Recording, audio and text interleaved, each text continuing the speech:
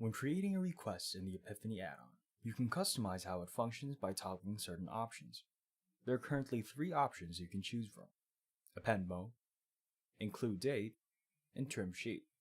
You can toggle these options on or off depending on how you want your data to be presented. Append Mode. Whenever Apipheny performs a GET request, it overwrites old data with new data in whichever sheet you choose to import into. Toggling Append Mode causes new GET requests to add new rows of data to the end of the current sheet instead of overwriting old data. If you like keeping record of historical data, consider enabling this option. Include Date. Whenever Apipheny performs a GET request, it imports only the data included in the specified endpoint. Often, time will not be included in the sent data.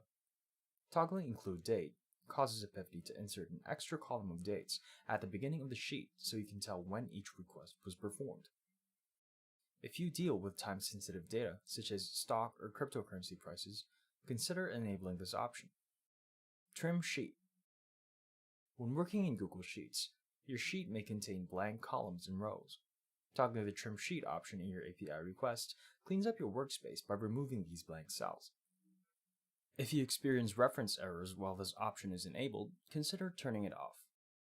You're free to toggle these options on and off by editing your request. Simply navigate to the Manage tab. Click the Save Request you wish to edit, and toggle the options as you wish. And that's it.